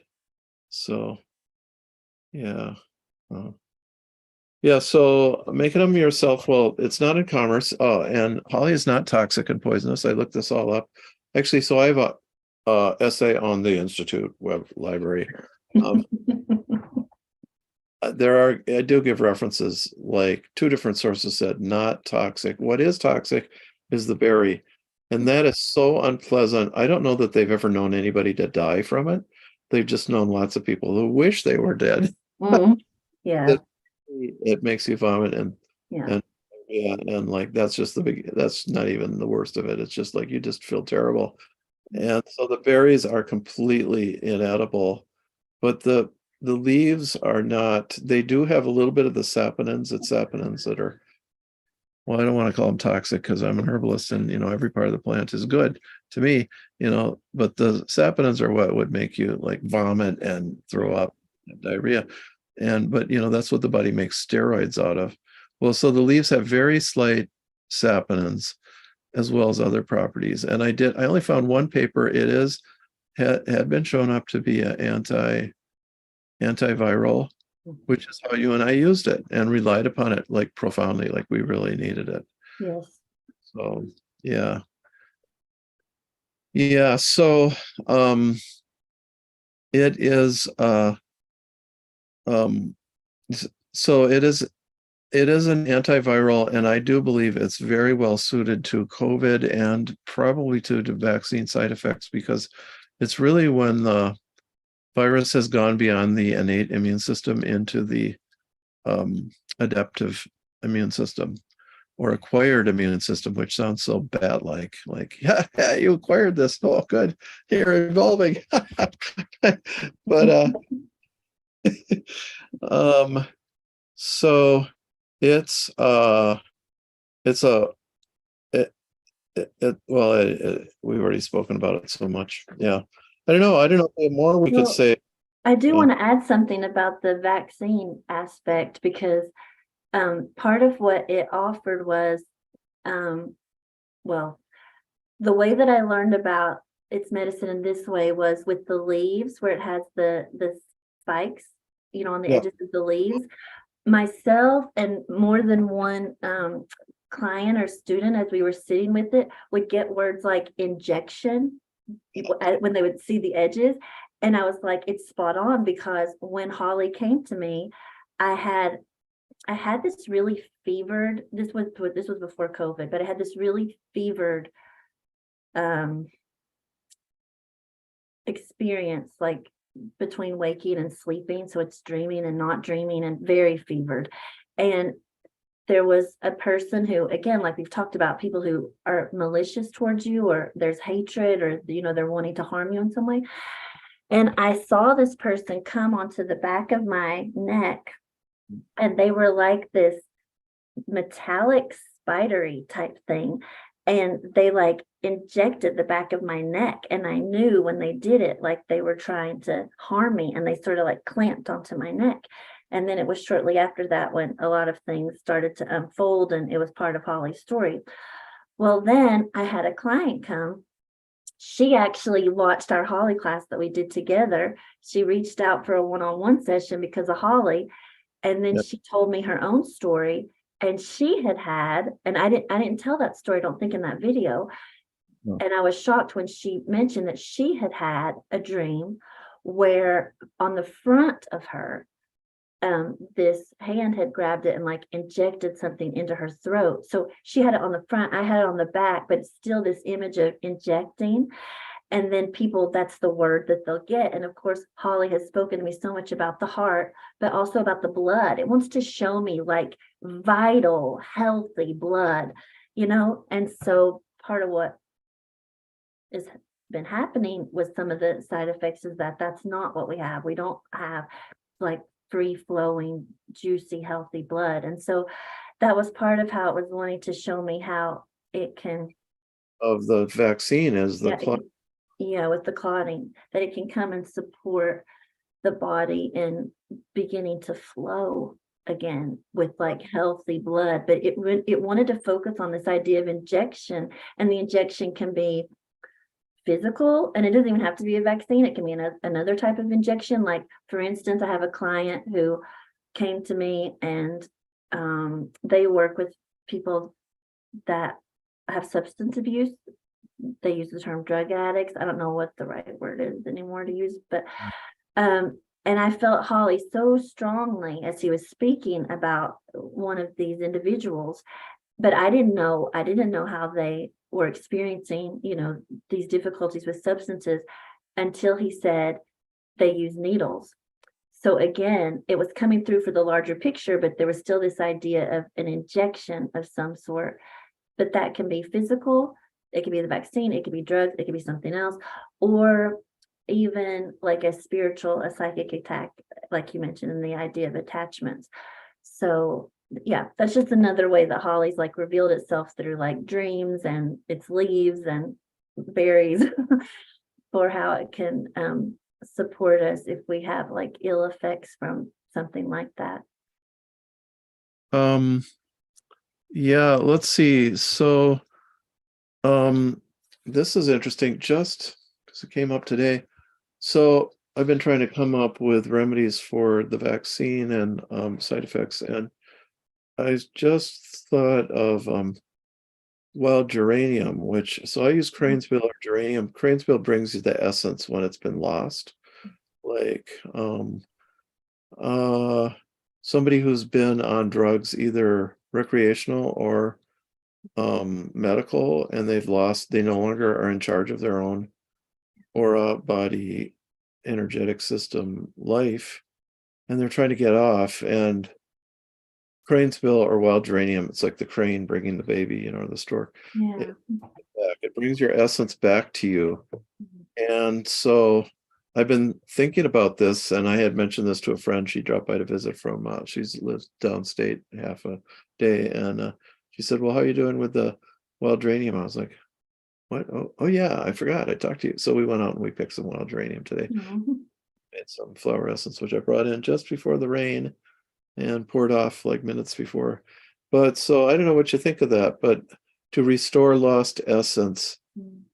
I think is maybe an important thing here in contending with either long COVID or the vaccine, or just the propaganda. I mean, it's just all the crap, all the confusion and everything in the world right now. Um, just to get us back to who we are would be. Yes. Yeah. Yeah. Well, I haven't used the wild geranium in that way, but I love how you're describing it, to help us have our essence returned to us. So I'm gonna spend some time with it. It's interesting because I haven't had that beautiful of a phrase connected to holly with it in that way, but with holly, it was wanting to show me that it could come to help remedy when someone has no agency. That was the term it used. And a lot of times when there's no agency, well, there's a lot of reasons for that, but one of them can be, like you said, if there's like long-term effects Yeah. of like drug use or the vaccine, where we've lost like some of our soul self, like you mentioned earlier, and some of our essence, to bring it back. And that's a enormous part of what I hear from Tulip Poplar as the message that it seems to have for humanity is, I even wrote it in the message I got today. Again, I won't read you that part, but it said that it's here to remind us of who we are and where we came from and where we're going. But I Mm. do think that's a huge part of what we need at the moment are remedies like the wild geranium that you've mentioned and these others to help us as humans, like have our restored agency, our full essence, be fully incarnated, and be able to remember who we are and where we came from so we can know where we're going instead of having something or something else decide that for us. I'm really getting interested in this. So, like, with the whole, I'm one of these anti-vaxxer type people and see all the worst in it, and I've studied up on all the terrible side effects and stuff. So, and I'm just admitting that for whoever wants to watch this, or wants to turn. But then there's really been in the whole anti-vax world community, there's really been nobody coming up with much in the way of solutions, although nattokinase, which is a blood, which is decoagulant, so Yeah. that's a lot like arnica or yarrow, or half of our whole materia medica of blood thinners like that. But nattokinase, so because the blood clumps to the vaccine, and bromelain to break it down, and one other thing. So, but I'm like, I want to get at the essence of it, and I really have had to drag my feet, and I have been able to feel it. But this is starting to, like, yes, tulip poplar, holly, and wild geranium, because these work on the spiritual aspects of what is going on. And if we can make flower essences, then they're really gentle and really, or just drop doses like I do anyways. I would add, I can't help but think of rabbit tobacco, just because Yeah. that also is a rearrangement of genes and things like that. Well, and rabbit tobacco is so beautiful in our current situation too. And I'll just put just a side note real fast. There is an article on the Matthew Wood, the Institute's blog that I offered about tulip poplar and how it can support the heart and how the heart is being affected by the vaccine side effects. So that article's there about tulip poplar, but I say it in my way. It's not scientific, but it's there. But another way that I think rabbit tobacco is helpful for this moment is it's presented itself to me as for for helping us see through the illusion. Yes, because trickster medicine. Yes. Exactly. And so it's come to me in the past when I need to be able to discern here what's real and what isn't, what's an illusion and what isn't. And I'll just give an example of it that is incredible when it started to come. So I felt it. You know how you can feel the plant calling you and you know you're going to be having a conversation soon and finding each other soon. Well, I was feeling rabbit tobacco calling me. It was right after I moved here because I hadn't met it before I moved here, like in 2015 when I moved here. And so I kept thinking I saw it everywhere. So I would think, oh, it's rabbit tobacco. And I'd take a picture and I would send it to Robin. And she'd immediately text me back and say, not it, Amanda. And it was constant. And then one day I was just yards and yards away from this pine tree that was right in my backyard. And I knew from yards away, I got it right this time.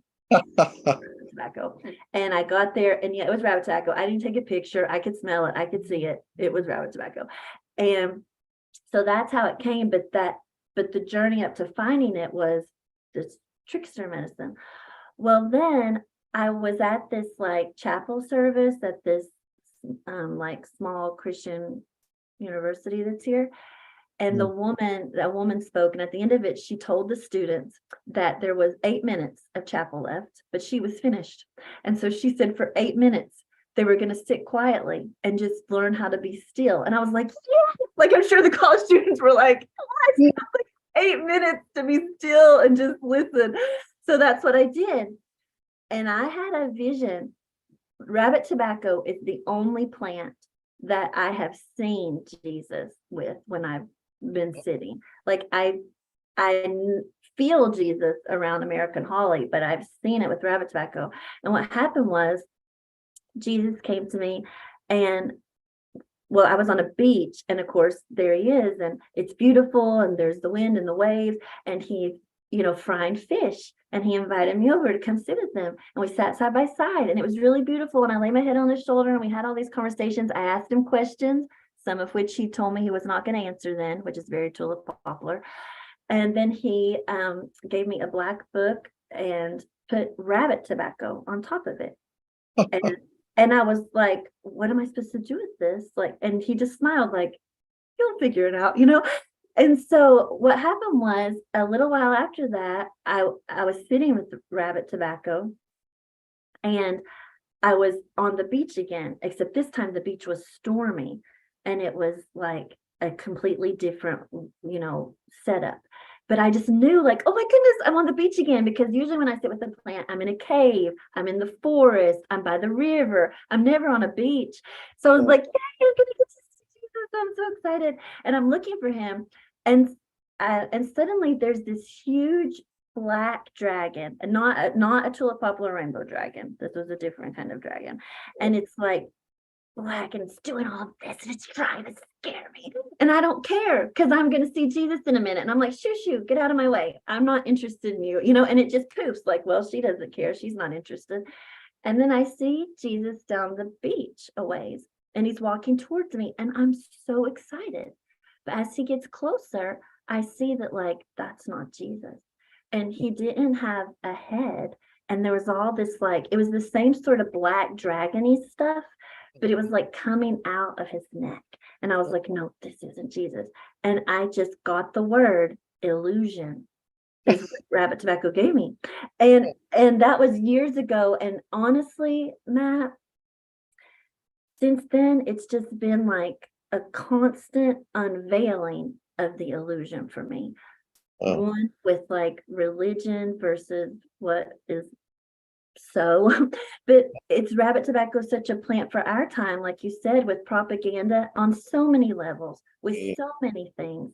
Being able to see through the illusion, and what rabbit tobacco offered me was that it pulls back the veil so that we can see the spiritual nature of something, the spiritual nature of a person, a place, an institution, a law, a this, a that. And we need that so badly. Right. Yeah. And I think that the vaccines actually, and maybe even COVID, all this, they contribute, the diseases of our time contribute to to the illusions as well as all the stuff online, the unlimited amount of stuff out there online.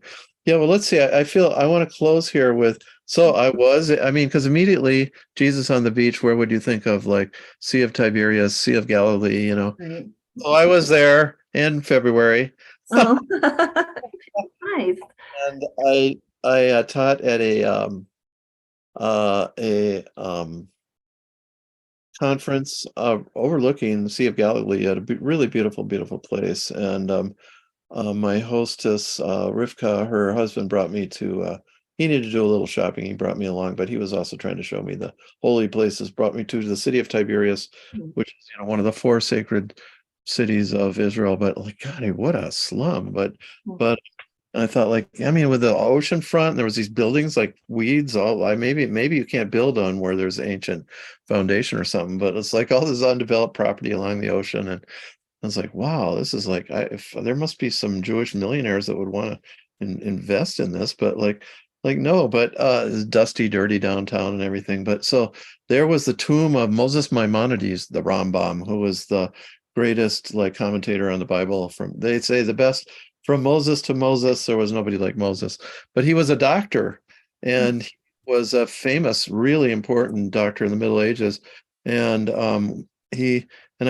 so I put my hands on the tomb. I was thinking, so I was walking up, is there some blessing you can give me that like you can help me heal people better? And I walked up and and Yaron said, why don't you put your hands on the tomb? And I did it. I was like, I'm not bragging.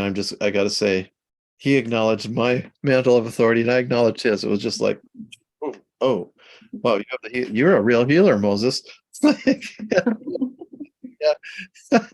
So there's that. And then we went to walk down by the ocean, and he had a friend whose restaurant stuck out on this point there. And he's saying, yeah, there's like the Miriam's well is supposed to be down there. Like they all through the 40 years in the desert that the children of Israel were like, wherever they stopped and camped, they brought this rock along. Miriam brought this rock, and it would break open and their water would pour out, and they always had enough water wherever they went. And when they got to the promised land, finally she threw it into the Sea of Galilee, and it's still down there. And he said, and my friend who has this restaurant, he does scuba diving, and he like dove down there, and he was like, look, and he saw this light coming from the bottom, but he couldn't get to it. But he was just he just kept seeing this light. And so Yaron asked me, can you tune into it? Do you feel anything down there? And I had to say, well, I don't, I don't feel anything. And I turned around and I took less than 3 steps, and I said, I can feel it on my back. Like I couldn't feel it when I was facing it, only when I was facing away. Interesting. That's so fascinating to me, to be honest, because I just love how conversations work and how medicine works. Because when you said I couldn't feel it from the front, but I could feel it from the back. Yeah. That for me is Tulip Poplar.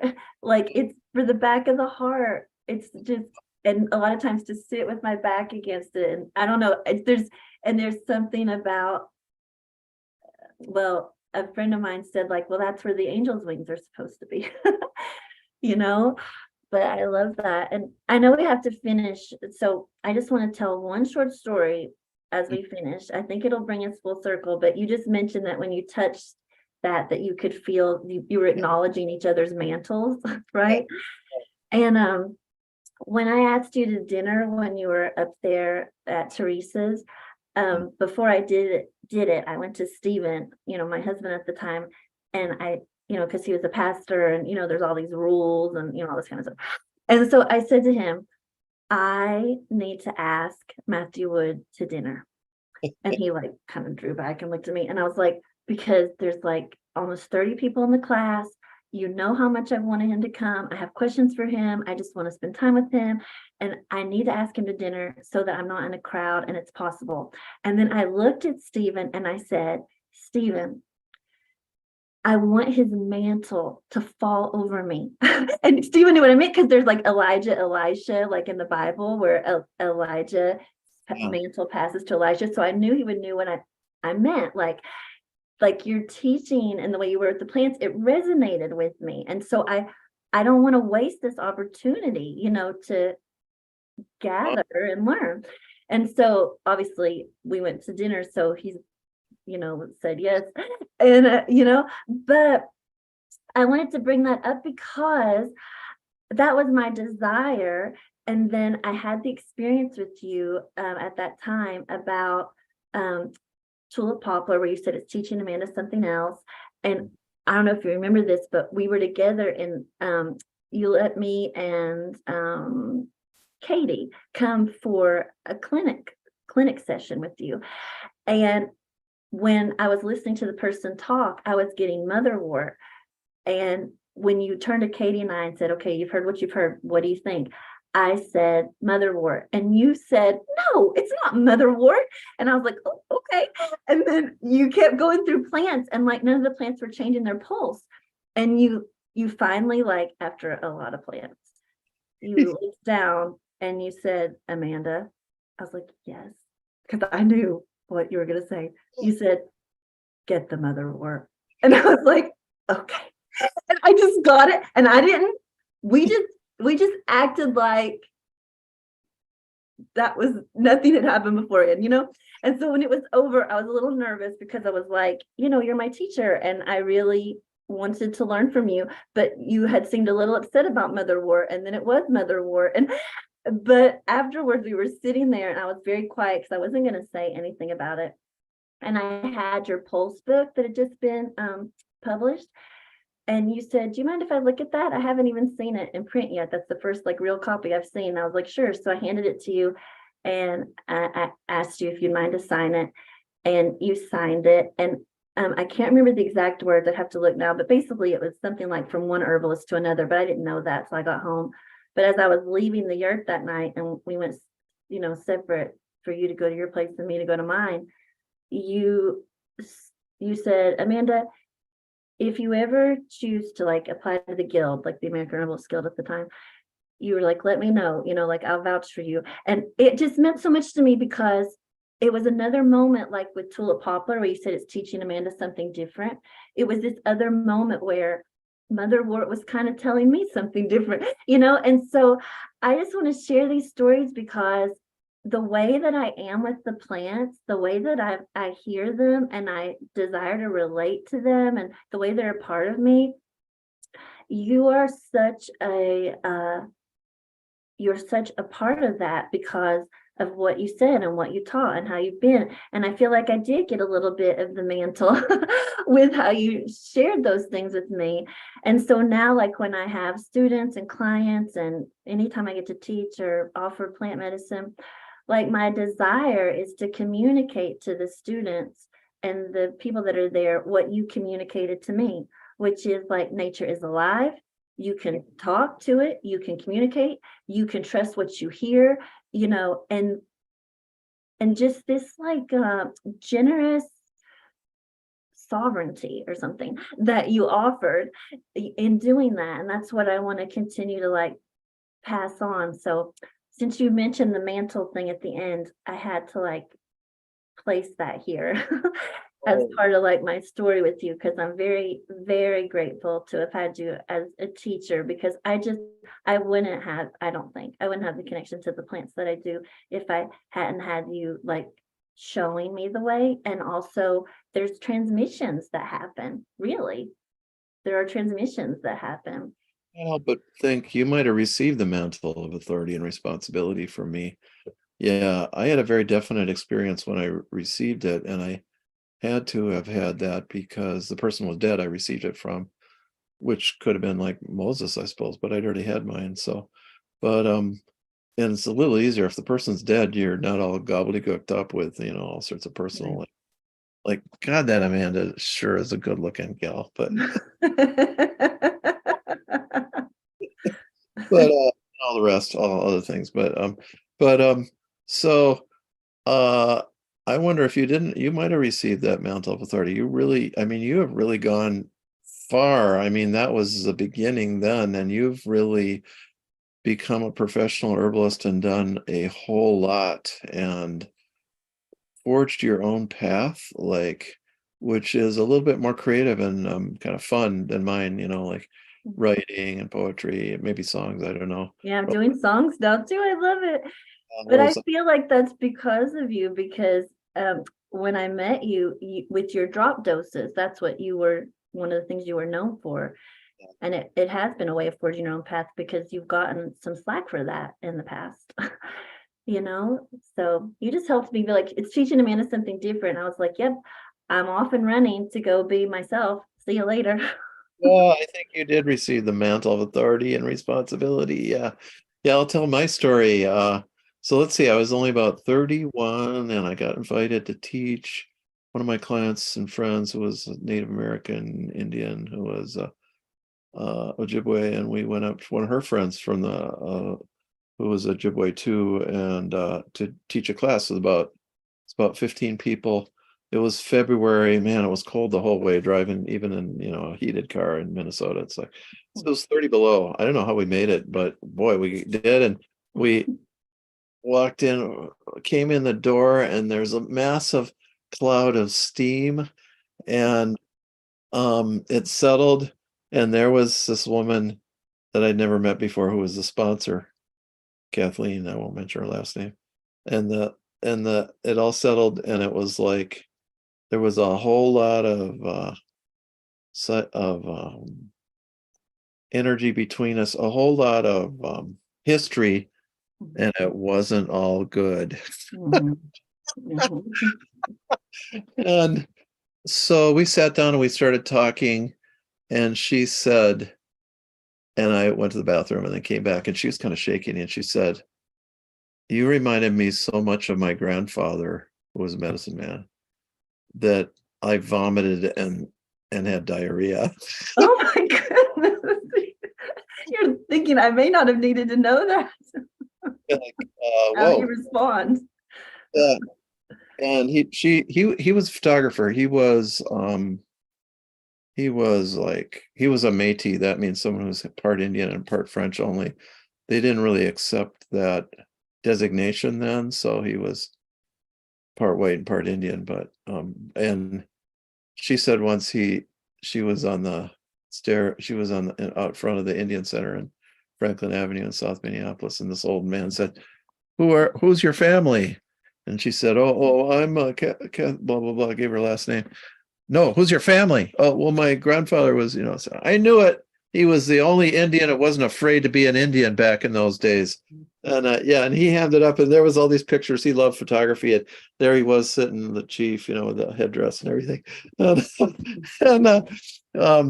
but at any rate, so then over the next 3 days, I dreamed about him out in the woods, and he was chopping wood or something like I am today. Older guy like I am today. I was only 30 then, 31. And he showed me, and I felt this mantle of authority come from him. I felt it cover my shoulders, and I felt the healing. I felt this energy come down my arms and into my hands. I was like, oh, and pop! It all of a sudden it popped out into my hands. They were green. I could see kind of this green on there, and it was like I was waking up at my house here. And I was like, wow, the healing hands. Oh, it's like the green thumb, only it's the healing hands. That's amazing because you're reminding me of this experience I had with you, which you weren't present for, when I was with Katie Hickson, from Maryland. I was with Katie, and like she was working with me when I started to remember the abuse and trauma. And so I was, doing the energy work with her. And that was right after, it was right after your time with Teresa. Like that's how I met Katie, was in that class. Yeah. And so we went in for a session, and she had a bottle of Easter lily that you had made and given to her, which I now have on my shelf. It just keeps going. Yeah. And she said, I just felt like I needed to bring this into today's session. She's like, so I'm going to set it here. She's like, so Matt's here with us, Easter Lily's here with us. So I laid off the table, and I write about this in my book, I think, in Flowers for a Girl. So this is the mantle moment, because I dreamed about you a lot. We were always fighting in my dreams, but in life we were getting along, but in my dreams we were fighting. But I was on the table. You needed to learn some stuff. I know. I know. I have definitely been learning some stuff. That's for sure. For sure. So I was on the table while she was doing the work, and suddenly, it's in the book if people want to read it to get it exact, because it's been such a long time.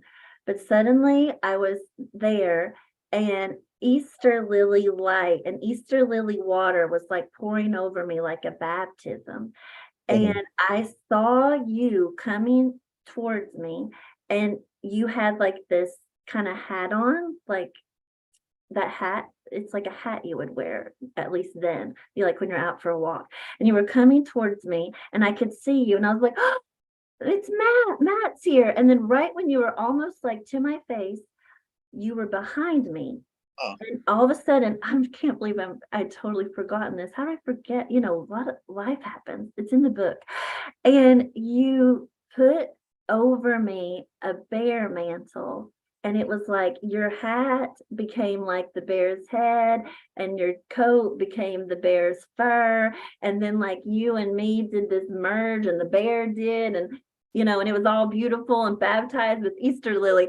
And I'm remembering that now. And I remembered like that experience of you and the bear and the baptism and the mantle and the merging. Yeah. I'll have to take a picture of that part out of my book and send it to you so you can read that part. I think I may have read that. Yeah. Well, you definitely got the mantle. Yeah. Yeah. And not only that, the only other person who's ever like tuned into that individual, Charles Brunel, the old medicine man who died when I was 5 years old. So I never met him in the flesh that I know of. But not only, but is Katie. I'll have to talk to him one time. And well, she also tuned in. I wasn't totally joking when I said, you know, some people on Earth have alien genes. Like she tuned in that. She did like a rebirthing, and like, whoa, like this, like this isn't totally like Earth genes here. No. Yeah, right. That's a part of Tulip Poplar that I love, which is it reveals to us our multi-dimensional self. That- So suddenly it's like, well, you're a human and you have human ancestry, but then it's like, but did you know you're also from here? Did you know you're also from here? Did you know that like you're a rainbow dragon, you're an angel, you're from this planet, you're from this. It's like, did you know this? And suddenly like your soul expands to what I think is just infinite, and that divine aspect of that tree comes out, which is that I am quality of, and this multifaceted, multi-dimensional self that we have. Katie's wonderful. I don't know if people here have a way of connecting with her or not, but Katie Hickson is a really yeah. There. Let me just put her name in. We don't have don't really have a live audience now. Maybe we did at the start when they're probably like, are these two just gonna keep talking? Maybe in the future. Katie Hickson, Cumberland, Maryland. She is a massage therapist. Although I mean that's just it's not even, yeah. She told me once, she said, I don't even know what to call what I do anymore. Yeah. And yeah, Cumberland is like this slum town of Appalachia. It's also the meeting of all roads, because I mean, if you were traveling on foot or by horse in 1800 or 1900, you would have had to go through Cumberland to get anywhere. But now it's a nothing. Now it's just a slum. Well, yeah, okay, golly, this has gone in all sorts of amazing directions, and it's kind of fun to tell these are mantle stories, because we're not bragging. These are like real things, just the way it is. And you study this stuff and you become you get the mantle comes from Mother Nature ultimately. And in fact, I got the little handed to me, the little sheepskin. It was literally a sheepskin in the dream. The hand of Mother Nature. I only saw her hand up to about here. It was like green, like the Statue of Liberty, and she handed me the certificate of the true physician from endowed by Mother Nature, because it's like all these people who think they're physicians, that's all just man-made bullshit, you know. I didn't use the word cure, healing, treat. All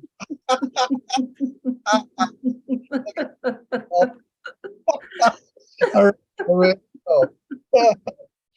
Yeah. All right. Hi, Alberto. Hi, well, thank you both. That was a amazing class, a conversation, I should say, and just all the plant wisdom coming through was amazing. Yeah, it's so nice to see, to get to know the plants through the both of you and your different experiences, but also spoken so vividly. It really helps you to visualize all the teachings. So thank you both for these profound teachings. Amanda has the mantle of authority. You can just see she's like got confidence. She knows what she's doing. She's following her path. It's like not everybody is that way, So yeah. It might all be a show, but Yeah. yeah, but Well, you're right though. There are things to learn along the way. That's for sure. So well, thank you. Until we meet again, which I'm sure we will sometime. That was really great of Tara to notice that we had a good little something to talk about here. Yeah, it's so good to see you. It's been such a long time. So thank you, Matt. I really enjoyed it. Thank you for being my teacher. It's like we only touch base on these giants of I know. the plants that are like 8 stories high. Exactly. But you know what? I'm thankful because I don't know, like it is kind of hard to find people to talk about some of these things with at the moment. So I'm thankful. Yeah, good. Well, we'll see ya. Okay, bye-bye. Bye. Thank you both. And I will definitely be taking everyone to show the Matthew Wood Institute of Herbalism, as well as Amanda's Alchemilla website as well. Amanda, did you want to say anything else about your program or anything like that? No, just inviting people if they want to be a part of the creative residency or a one-on-one. I love to sit with plants with people. I can do it virtually. I bring up pictures because it's frequency and vibration. There's songs, there's art, there's Tulip Poplar. They can just go visit and hopefully enjoy it. Amazing. I will definitely show everyone. See ya. Bye-bye. Okay, have a great night, you too. Bye. Thank you. All right, for anyone who's still with us right now, I'm going to take you to the Matthew Wood Institute of Herbalism, as well as Alchemilla, alchemillis.com. And this is Amanda's website. Of course, if you are looking for the Creative Residency program, which she mentioned, you want to click on Creative Residency, but take the time to peruse this beautiful website, as there is a lot of poetry and art to feast your eyes on. So Creative Residency is where you can find out more about the program. And there's a couple different ways to sign up or register. And then take the time to explore the rest of the site. You got visual art, the blog, songs, and the Whisper podcast with over 100 different episodes. I highly encourage you to do it. And by all means, sign up for the newsletter, I should say, before moving on. Sign up to the newsletter. Highly recommend it. And of course, at the Matthew Wood Institute of Herbalism, I will point out that the library is still on sale. It's 40% off right now. And the library is a collection of all sorts of herbal lessons and classes and courses. There are over 700 hours of video lessons in the library, as well as hundreds of pages of unpublished manuscripts by Matthew Wood. And there are classes and courses by Matthew Wood, Phyllis D. Light, Amanda Nicole, Chris McPadden, Sean O'Donoghue, and many other teachers. So if you click on the library, it will take you to the sales page, and then you can see everything that is included in the library by scrolling down to where the library includes, and make sure you click view all to expand and see all of the courses that are included in the library. The doctrine of signatures as well, COVID, the vaccine and shedding, as that came up in class a lot today, botany for herbalists. There are so many different type of herbal related subjects, extracellular matrix, medical astrology, sun signs, and really you get Matthew Wood's philosophy kind of in a library, because in here you can find all sorts of herbal related topics that comprise his herbal philosophy. And some of the other courses that Amanda, for example, helps to teach are animal medicines. Highly recommend this course with Chris McPadden and Amanda Nicole and Matthew Wood, and the plant attunement course with Amanda Nicole highly recommended courses. Those are part of the library and are included in the subscription. And if you scroll further down, you'll be able to see past all of the courses. As you can see, so many courses included. You have two ways to access. You have $55 a month, which regularly is $95 a month. So you can definitely see the value in the sale at the moment, and $605 per year, which is usually $1,067. So make sure, if this is something that interests you, to enroll before it's too late. And once again, you can go to the homepage and then click on the library green icon at the top. I will show it once again. But please know that you can also go to all courses. Here you will find all courses that are available at the Institute. Always, of course, peruse the homepage. That's where we keep all of the current offerings, and plant journeying is coming up. You have first aid for herbalists coming up as well. In June, the Complete Family Herbal is a great course for herbalists who may be just starting out, as well as experienced herbalists, but it's for anyone who has a family of one or more. And Herbs A to Z, as well, is worth pointing out, is our most accessible course and our longest standing course. And the bat medicine and holly class that Amanda and Matthew referenced a few times today is in the Herbs A to Z. So make sure you check all of that out, as well as COVID and Friends is another series, of course. Definitely check it out. But I'll definitely end with mentioning the Doctrine of Signatures. This is a free class coming up this Thursday, in 2 days from today, if you're watching live right now. And you can subscribe or enroll in the class, rather, by clicking on the green icon right here. You'll have to enter your name and email, and then you will receive the Zoom invitation links to your email 2 days, 1 day, and 1 hour before class. The class is also available for free for 1 week after the live event. So after the live event, if you missed it, simply come back to the homepage, scroll down, and click on the green icon again. You will have to enter your details once again, but then you will be redirected to the recording. And with that, I will leave you. Thank you for tuning in with us tonight.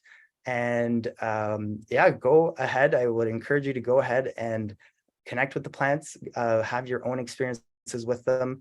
And I would encourage you to see what messages you get from them, because it's all about our personal relationships with each of the plants.